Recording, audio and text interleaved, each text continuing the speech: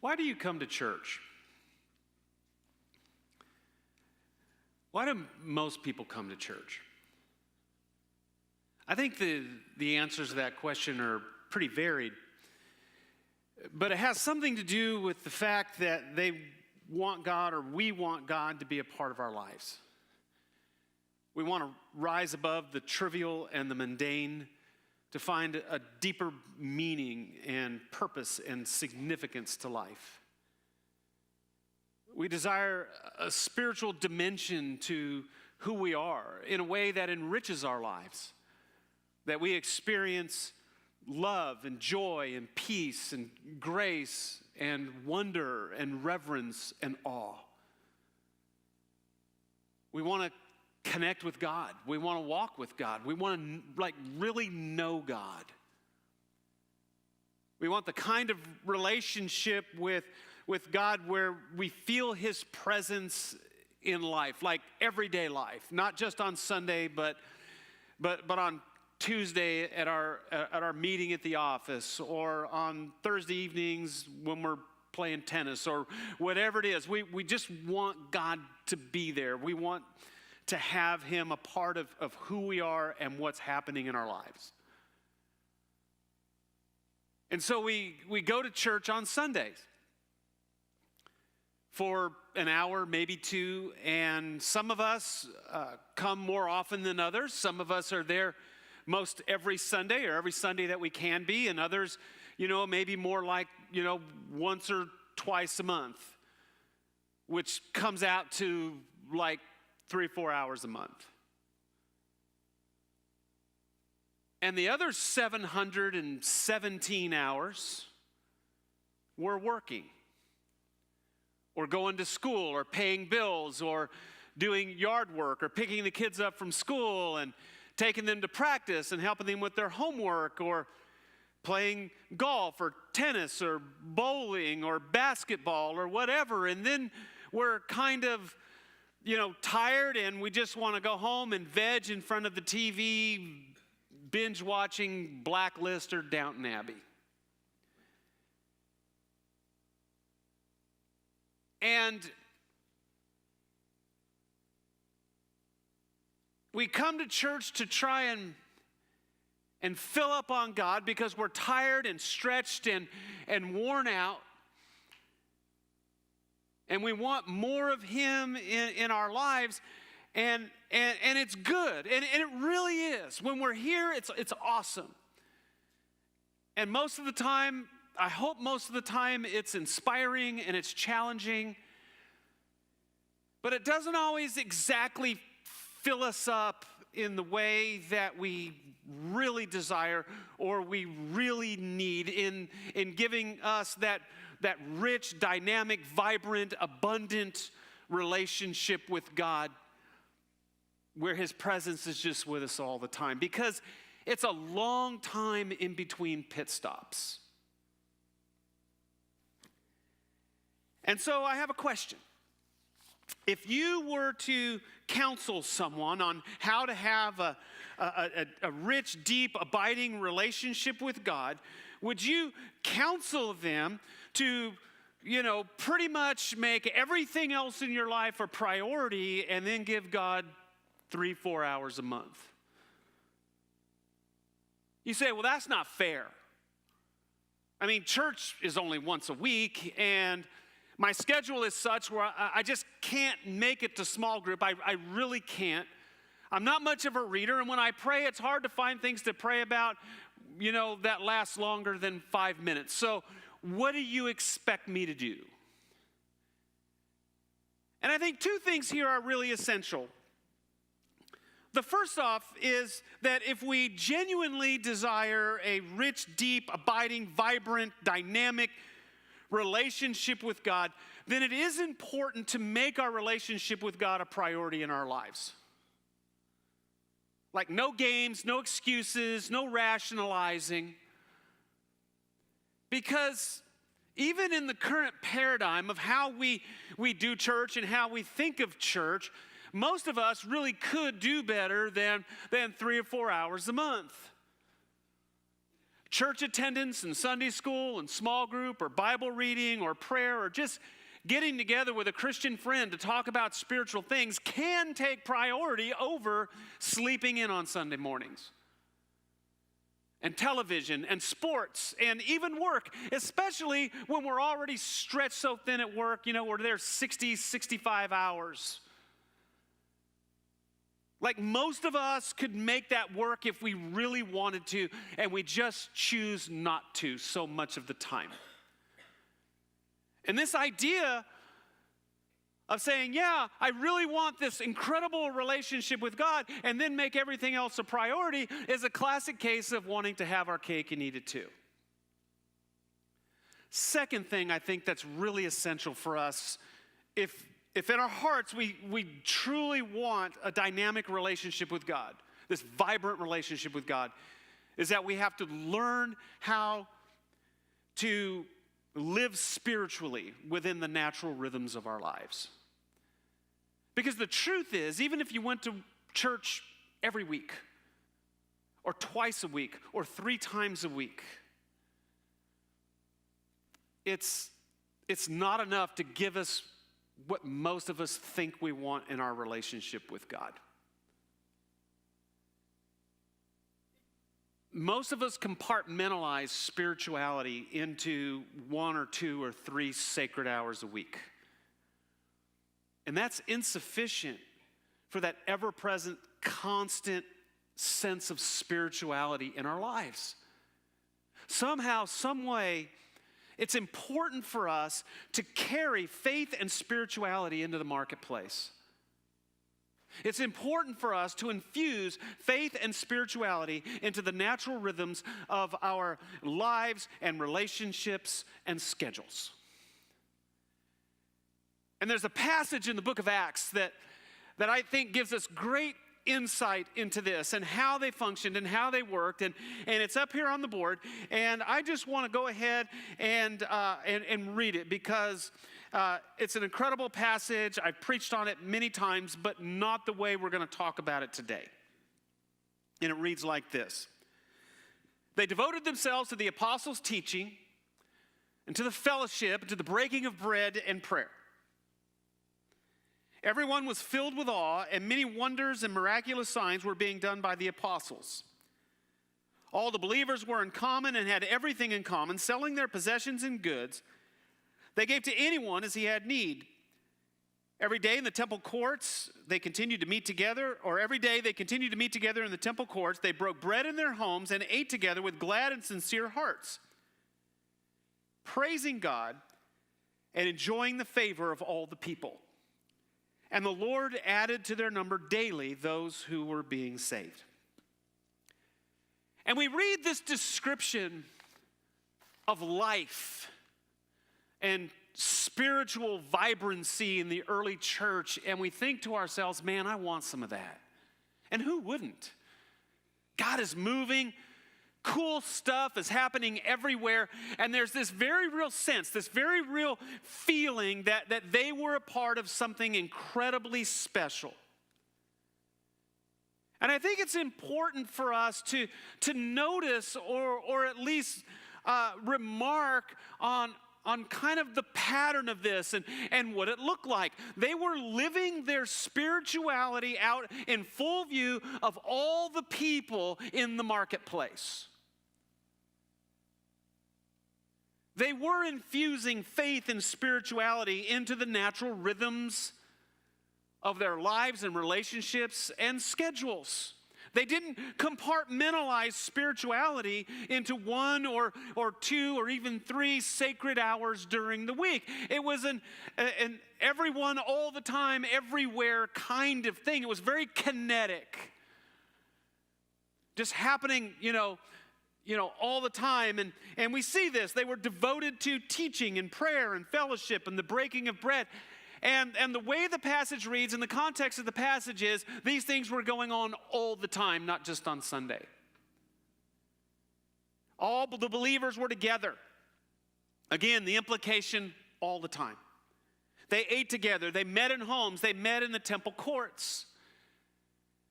One of the earliest secular references to Christianity is by a historian, a Roman historian by the name of Celsus, who was an antagonist of Christianity, and in his refutation of Christianity, he gives us some insight into the pattern of how the early church functioned. And he writes, in some private homes, we find people who work with wool and rags, cobblers, that is, the least cultured and most ignorant kind. As soon as they can take the children aside or some women who are as ignorant as they speak wonders. If you really wish to know the truth, leave your teachers and your father and go with the women and the children to the women's quarters or to the cobbler's shop or to the tannery. And there you will learn the perfect life. It is thus that these Christians find those who will believe them. This presents a very different picture of how we tend to practice our spirituality today. We tend to practice and process our spirituality through the institution, where they tended to practice a very organic, natural, very fluid, very dynamic spirituality.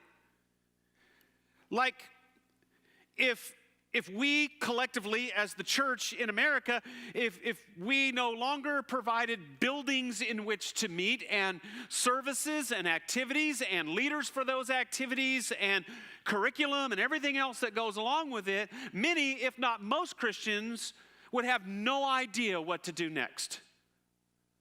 If the church institution suddenly ceased to exist, many, if not most Christians in America would not know how to function spiritually or do the things that came so natural to the early church. And that's a problem. And it's a problem because I think it's one of the things, or part of the dynamic, that keeps us from having that rich, vibrant, abundant, dynamic relationship with God, where we sense His presence, with us all the time, everywhere as we go, like we see in the Acts 2 passage. We're very good at being the church gathered. And let me just stop here for one moment. I hope that no one interprets anything that I'm saying or I'm going to say today as being negative towards the church gathered. Listen, we need this time. But again, it's a long time in between pit stops. It's a long time in between those times when we're recharging. And if we miss 1 week or two, it just stretches out even further. I mean, it's important for us to worship together. It's important for us to be equipped and to get into God's Word and all of those other things. And we're very good at that. The point that I'm making is, while we are good at this, and that's a good thing, there's the other side of the coin, and that is we're not very good at being the church scattered or living out faith in life. Now, this Acts 2 passage, I think, is key in helping us learn how to live that way, learning how to live spiritually in the marketplace, for lack of a better term, out beyond the church walls. And there's a phrase in there that we often just read right over. We just gloss right over it, never really paying much attention to it or the implications. And I think it unlocks a world of implications. It's the phrase, "and to the fellowship." And they devoted themselves to the apostles' teaching and to the fellowship and to the breaking of bread and to prayer. Now, most of us can figure out what the apostles' teaching is. That's pretty clear. We got that. Most of us understand prayer. We think we get what's going on with the breaking of bread. But the fellowship thing, we're not really that sure about. Like, is that when we have potlucks and fall festivals or fantasy football leagues like in the church? And there's nothing wrong with those things. That's just not what this passage is talking about. The word fellowship here is the word koinonia. And koinonia is literally a benevolent, give-and-take spiritual relationship. And it has some implications. The word koinonia implies that in this partnership that we are helping one another. that there is spiritual intimacy, that there are Christian friendships rooted in our common bond of Jesus Christ. And so do we see this in Scripture? Like if that's the definition of the word, if that's koinonia, and they devoted themselves to koinonia, do we see this being played out in the New Testament? Well, actually, we do. And I think one of the most obvious examples of this is in what we call the one another's. You know, all the passages in the New Testament that talk about one another and how we're to relate to one another. And depending upon how loose you are with the definitions of the one another, like including other variations like each other, etc., there are over 100 one another passages in the New Testament. And just soak these in for a moment. Be at peace with each other. Wash one another's feet. Love one another. 27 times we are told to love one another. Be devoted to one another in brotherly love. Accept one another just as Christ accepted you. Instruct one another. Serve one another in love. Bear one another's burdens. Be kind and compassionate to one another, forgiving one another. Speak to one another with psalms, hymns, and spiritual songs. Submit to one another out of reverence for Christ. Forgive whatever grievances you may have against each other. Admonish one another. Build each other up. Encourage one another. Spur one another on towards love and good deeds. Confess your sins to each other. Pray for each other. Offer hospitality to one another. Now, socially speaking, there are three ways we can function spiritually. We can function in a group like with worship or Bible study. We can function alone like in a prayer time or a Bible reading time. Or we can function spiritually through interpersonal relationships. Which of these three realms do you think the one another's best function? Honestly, they're kind of hard to do in a large group. And the larger the group, the more difficult it is. In fact, with a group this size, it would be virtually impossible to practice the one another's if we never saw each other and never talked to one another outside of this room and we just came in here and worshiped and left. By definition, we can't practice the one another's alone, with the exception maybe of prayer. But then how can you really pray for someone in the way that someone needs to be prayed for if you don't know them and you don't know what's going on in their lives? And so what we see is that common sense and intuition tells us that the one another's best function through interpersonal relationships, through spiritual relationships, through Christian friendships. It is through the one another's that we best encourage each other and bear one another's burdens and support one another and serve one another and admonish one another and pray for one another. And so let's get back to the text. The believers were devoted to koinonia. They were devoted to fellowship, to the one another's. Now the passage really opens up. And I think, again, let's backtrack one quick moment, that it's important for us to understand that they didn't gather like we do on Sundays in a big, large group gathering. They met on the first day of the week in people's homes for worship. But that's not where the home thing stopped. They continued to meet in homes throughout the week. And they met every day in the temple courts. And they met for meals. And they met in the marketplace. And there were these relationships going on all the time. And so now the question is, as we look at the first sentence in Acts 2:42 or verse 42, how then does the apostles' teaching and prayer and the breaking of bread function within the context of the fellowship? How do those things function within the context of how they met and how they related to one another? again, let's go back because I think it helps what we're talking about here and helps us understand a little bit more. Let's break down even the concept and to the breaking of bread. Because there's a question here. The question is he referring to like communion, or is he referring to a common meal shared with one another? Well, the preeminent Greek scholar, A.T. Robertson, he's the gold standard. Like, everybody defers to him. According to A.T. Robertson, the preeminent Greek scholar in the last 100 years, he says that the language and the usage and the context of breaking bread together is sharing a common meal together.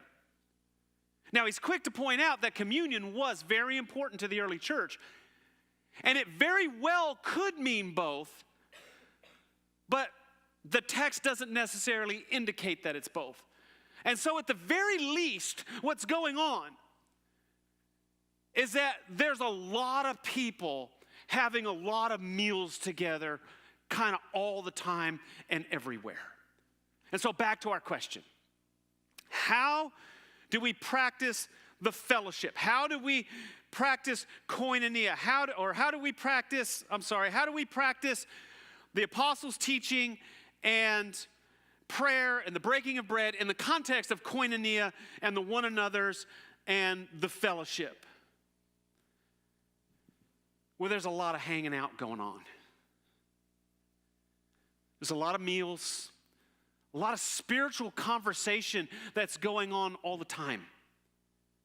Translated into our culture, there's a lot of people getting together on their lunch hour, meeting up at Starbucks, play dates, etc. People just getting together to talk about Jesus and talk about their relationship with God and to encourage and teach and support one another spiritually. And no, not everyone, or honestly, I'm sure not anyone was doing all of this 24/7 all the time, because they still had jobs and responsibilities and kids to raise and social obligations and many of the things that we have today. It's just that because they live their faith out so visibly before the people in the marketplace, and because this aspect of the interpersonal relationship, the spiritual friendship, the Christian friendship was so strong and was taking place out in front of everyone, there was this huge, incredible web of relationships, this very kinetic web of relationships that stretched out into the community everywhere all the time.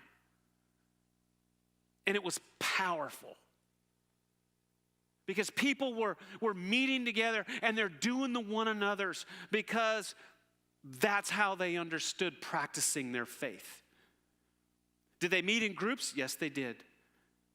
Did they do things on their own, like privately, like pray and read their Bibles?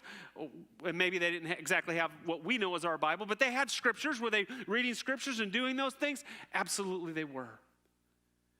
But there's a very important dimension that they had that somehow we have overlooked or has just kind of gotten pushed to the back shelf of history. And that is the interpersonal relationships, the Christian friendships, the one another's, koinonia.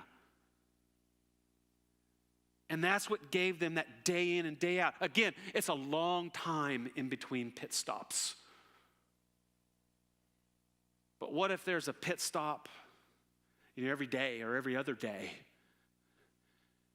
And what if, instead of coming to church once a week or maybe once every other week or every 3 weeks or whatever it happens to be inspired and challenged and uplifted and encouraged and all those other things, that this sort of thing is happening, a couple of times during the week. And you're being encouraged and lifted up and inspired and challenged. And even more, you have this incredible dynamic of the face-to-face, and you know each other, and you're praying for one another. And then the bearing your burdens thing really comes into focus, because there's someone who knows me and my burdens and my struggles and the things that I'm going through, and that person is standing with me arm in arm, helping me through the day, helping me through the week, and we are partners. We are friends. We have fellowship with one another. Glenn Trimble likes to say we're in the foxhole together. It changes the dynamic, changes everything. But here's the thing. We've forgotten how to do this in our culture, or many of us have forgotten how to do this in our culture. And again, we're pretty good at the church gathered. We know how to do that, even if maybe we're not as regular as we should. We get that. It makes sense to us. We know how to do it. But we're not really so good at being the church scattered. Faith in life. Carrying our faith and spirituality into the marketplace. Having that spirituality, lived out in the natural rhythms of our relationships and schedule. We just don't really know how to do that as well. And so we struggle with this. And I think, again, it's one of the primary reasons why we don't see the kind of life, the kind of energy, the type of vibrancy in our relationship with God that they had in their relationship with God. And so I say all of that to challenge you this morning, to challenge us this morning, because I need this challenge as much as anybody does. First of all, just to ask yourself, do I really want a relationship with God, or do I just want to come and go to church once in a while and just, kind of have God on the periphery of my life? Or do I really want a relationship with God? Do you want a deep, rich, abiding, vibrant, dynamic relationship with God? And if you do, I want to challenge you to make that a priority. Make the church gathered a priority, but also make being the church scattered, faith in everyday life, likewise, a priority. And I guess what I'm saying is okay, they devoted themselves to the apostles' teaching, and devote ourselves to the apostles' teaching, and devote ourselves to the fellowship, to the one another's, to the interpersonal relationships. Because it's there where there's breaking of bread. It's there where there's prayer. It's there where teaching goes on. It's there where so much of the stuff that we need goes on. Have you ever just had, and many of us haven't, and so this is an odd question to ask in the rhetorical sense, but have you ever had a Christian friend, someone that you could really talk about what was on your heart with? And just really open up. Take the mask off. You know how we do sometimes at church, and it's really awful that we feel the need to do this, but where you can just let the mask off, let your hair down, and just say, man, this is where I'm hurting. This is where I'm struggling. This is where I just can't seem to get it. This is the issue that I have. This is the spiritual struggle that I have.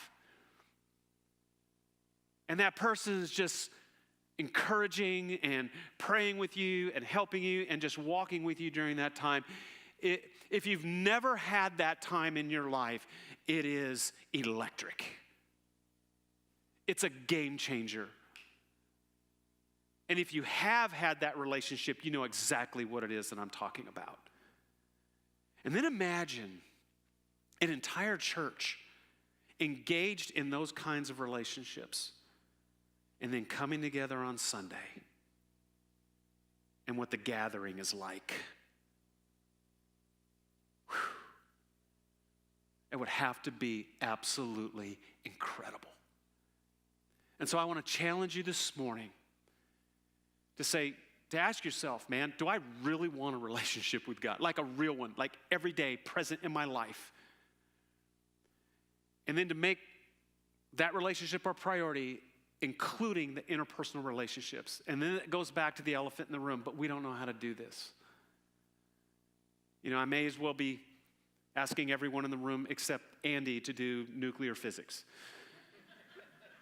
Just right over our heads because we haven't had it modeled, we haven't practiced it.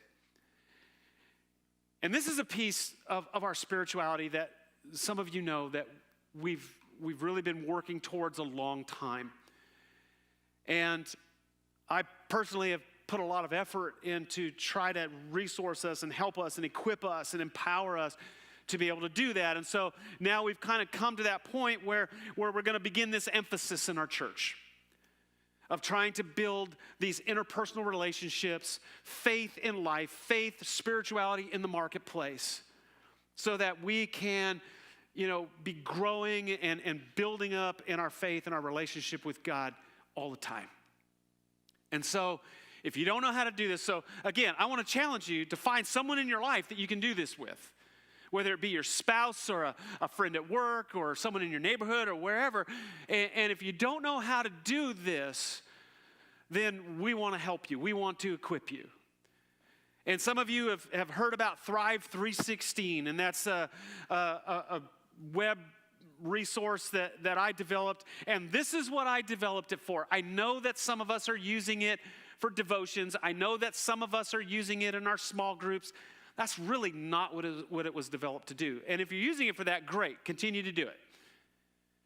But it was developed to do exactly what it is that I'm talking about right now and in this message. It was created to basically as training wheels to help us learn how to do the fellowship, how to do the koinonia. And so find somebody in your life that you can begin developing this kind of relationship with. And if you don't know what that looks like and you don't know how to do it, I want to encourage you to go to the resource. And in there are 27 areas. There's 9 doctrines, 9 virtues, and 9 behaviors. Doctrines like God and the Holy Spirit and grace and salvation, things that hopefully you want to learn about and grow in and know about. And then there's virtues like humility and faith and love and peace and all of those things and things that you can focus on. And then there are behaviors like prayer and relationships, etc. And so you get together and it just basically gives you exercises and talking points and Bible studies where you can just talk through stuff in a very natural, organic way. And so if you don't know how to do what we're talking about, the interpersonal relationships, here, we've given you the training wheels. Go out and do that. Second thing we're doing is twice a month, we're going to be meeting in my office, which is over there on the other side of the building, and we're doing something called the Faith Forum. Faith Forum is not a Bible study. Faith Forum is not a time where we get together and, go through a curriculum or anything like that. It's a conversation to do exactly what we're talking about because we don't know how to do it. We're not in these kinds of relationships. And so we're going to present each week is a standalone also, by the way. We'll present a topic like the first one we had. It was basically on learning spiritually about another person so that you can pray effectively for them. And then we broke up and we prayed for each other. It's modeling, it's prayer, it's talking through these things and learning from one another. And some of us do some of these things naturally and some of us don't, but learning from one another because we all have our strengths in this area. And the first couple of ones that we had were powerful. And, ask around, find somebody who is there. I tried to pilot them to work out the bugs, but we're going to launch it next week. And in my office on the 20th, a week from tonight at 6 o'clock. And if you're like, man, this sounds really good. I see scripturally where the Bible affirms this and that this is what we need to be about, but I have absolutely no idea. Come and let's learn together and work out together what that looks like and how to do it. And I promise you, you won't be disappointed. I promise you it will be one of the greatest hours of your week. And then finally, if you can't find somebody, like, man, I'm looking around my life, I don't know anybody who would want to do this with me. I've thought of a million different ways to do this. I've thought of doing like bulletin boards or a web online thing and getting real technical or whatever with it. But I think I'm just going to personally just kind of be the clearinghouse because I kind of know everybody.